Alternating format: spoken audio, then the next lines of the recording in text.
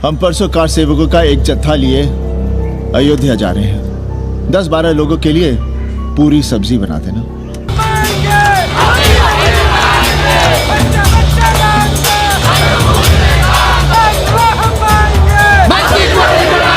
अयोध्या से क्या लाएं तुम्हारे लिए? सबको अभय देती हुई राम और जानकी की तस्वीर।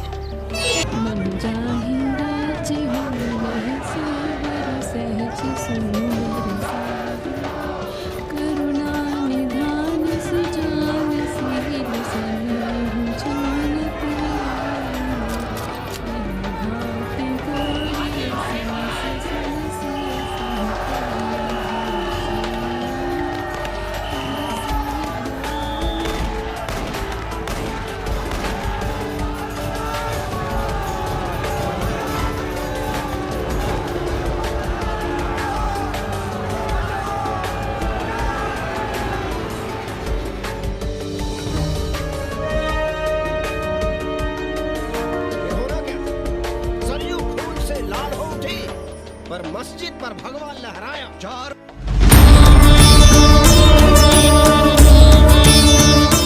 जय श्री राम दोस्तों, बस कुछ ही दिन में अयोध्या में प्रभु श्री राम के मंदिर की प्राण प्रतिष्ठा हो जाएगी। एक ऐसा दिन जिसका इंतजार 500 सालों से किया जा रहा है।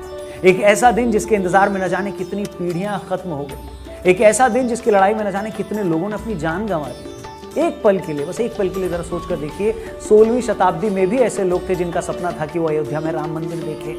18वीं शताब्दी में भी ऐसे लोग थे जो पहली बार राम मंदिर का हक पाने के लिए अदालत गए। आज से 150 साल पहले अयोध्या में लोगों ने राम मंदिर की लड़ाई में अपनी जान गंवाई। ऐसे भी लोग थे जिन्होंने अपनी लाइफ के 50 साल राम मंदिर के लिए कोर्ट की लड़ाई में बिता दी। आज वो हमारे बीच नहीं है और वो ये दिन देख भी नहीं पाए। और एक आप और हम हैं जो अपने जीते जी इसी जीवन काल में अयोध्या में भगवान श्री राम का मंदिर देखने जा रहे हैं।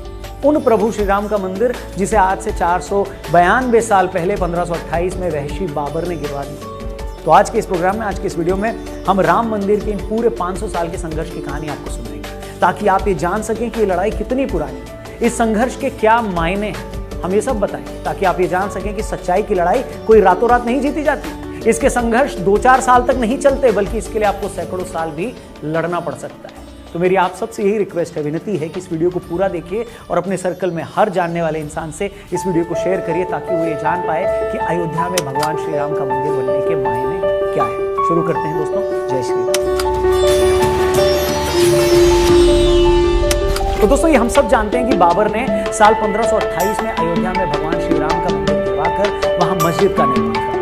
लेकिन इसके पहले की बात कम लोग करते हैं, और वो बात यह है कि भगवान श्री राम के पुत्र कुश ने अयोध्या में श्री राम का मंदिर बनाया। अकेले अयोध्या में सीताराम के 3000 मंदिर। कहा जाता है कि 5वीं शताब्दी ईसा पूर्व इनमें से कई मंदिरों की हालत खराब होने लगी। उसी दौरान उज्जैन के राजा विक्रमादित्य अयोध्या आए और उन्होंने यहाँ के कई मंदिरों को फिर से ठीक करा। आने वाले कई सालों तक ये मंदिर ही वहाँ बने रहे।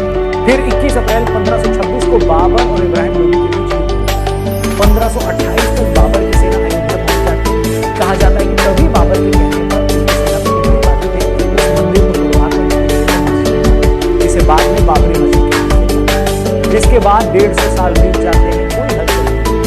ये वो दौर था जब भारत में मुगल शासन की जड़ें काफी। फिर साल 1770 बाबरी मस्जिद तकरीबन 190 सालों बाद जयपुर के राजा जयसिंह द्वितीय कोशिश करते हैं कि मस्जिद और उसके आसपास वाली जगह उनको मिल जाए। वो जानते थे कि हिंदुओं के लिए उस जगह के क्या मायने हैं, क्या आस्था है। जयसिंह के उस वक्त के मुगल शासकों से संबंध भी ठीक था, मगर वो ऐसा नहीं करते। लेकिन वो मस्जिद के पास ही एक राम चबूतरा बनवा देते हैं ताकि हिंदू वहां पर पूजा कर पाए।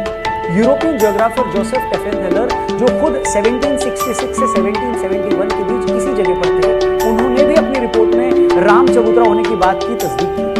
ये वो वक्त था जब मुसलमान मस्जिद के अंदर नमाज पढ़ते थे और हिंदू बाहर राम चबूतरा को पूजा करते। मगर मंदिर गिराए जाने के 250 सालों बाद भी हिंदू इसको भूले नहीं। यूं तो अयोध्या में भगवान श्री राम के हजारों मंदिर थे, मगर वो ये बात नहीं भुला पा रहे थे कि भगवान श्री राम के जन्म स्थान की जगह मंदिर तोड़कर मस्जिद कैसे बनाया। 1813 में पहली बार हिंदू संगठनों ने दावा किया कि बाबर ने 1528 का राम मंदिर तोड़कर। माना जाता है कि फैजाबाद के अंग्रेज अधिकारियों ने मस्जिद में हिंदू मंदिर जैसी कलाकृतियों से मिलने का जिक्र अपनी रिपोर्ट में किया। पूर्व IPS अधिकारी अपनी किताब अयोध्या रिविजिटेड में इस वाक्य का जिक्र किया। इसके बाद 1838 ब्रिटिश सर्वेयर मॉन्टेगो मेरी मार्टिन ने एक रिपोर्ट दी कि मस्जिद में जो पिलर्स हैं वो मंदिर से ही लिए गए। रिपोर्ट सामने आने के बाद काफी हंगामा हुआ। हिंदुओं के दावे के बाद से विवादित जमीन पर नमाज के साथ साथ पूजा भी होने लगी। 1853 में अवध के नवाब वाजिद अली शाह के समय पहली बार अयोध्या में सांप्रदायिक हिंसा हुई। इसके बाद भी 1855 तक हिंदू और मुसलमान एक ही जगह पूजा और नमाज अदा करते थे। 1855 के बाद मुस्लिमों को मस्जिद में प्रवेश की इजाजत मिली, लेकिन हिंदू अंदर नहीं जा सकते। ऐसे में हिंदुओं ने मस्जिद के मुख्य गुंबद से 150 फीट दूर बनाए राम चबूतरे पर पूजा करनी शुरू की। इसके बाद 1885 में, यानी आज से तकरीबन 138 साल पहले ये मामला अदालत में। उस वक्त निर्मोही अखाड़े के महंत रघुबर दास ने राम चबूतरे पर छतरी लगाने की अर्जी की, जिसे अदालत ने ठुकरा दी। मगर इस एक घटना से हमें ये पता चलता है कि निर्मोही अखाड़ा कब से राम मंदिर की लड़ाई में। इसके बाद 1934 में अयोध्या में फिर दंगे हुए और इस दौरान बाबरी मस्जिद की दीवार टूट जाती है। इसे बाद में फिर बनवा दिया जाता है, मगर वहां नमाज बंद। आप देख रहे हैं कि ये वो दौर था जब देश पर अंग्रेजों की हुकूमत थी। उस वक्त की कांग्रेस के एजेंडे में भी कहीं राम मंदिर नहीं था, न उस वक्त का संघ इतना मजबूत था, मगर देश की जनता प्रभु राम के भक्त बाबर की मस्जिद बनवाने के 400 साल बाद भी अपने हक की लड़ाई लड़ रहे थे। वो भी तब जब न देश में अपनी सरकार थी, न मीडिया आजाद था, न धार्मिक संगठनों की कोई लामबंदी।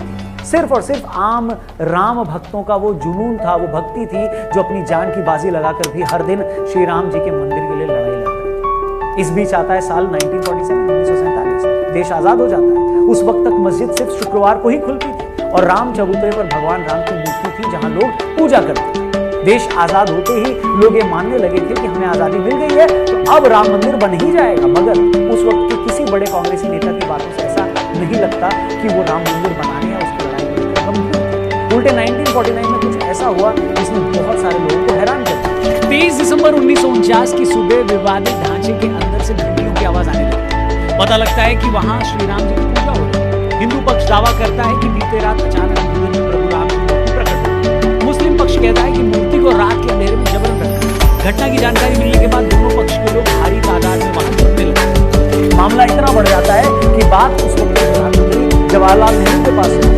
वो डिस्ट्रिक्ट मजिस्ट्रेट के नायर को आदेश देते हैं कि मूर्ति को वहां से हटाकर पहले जैसी स्थिति बहाल की जाए, जिस पर के नायर हाथ खड़े करते हैं।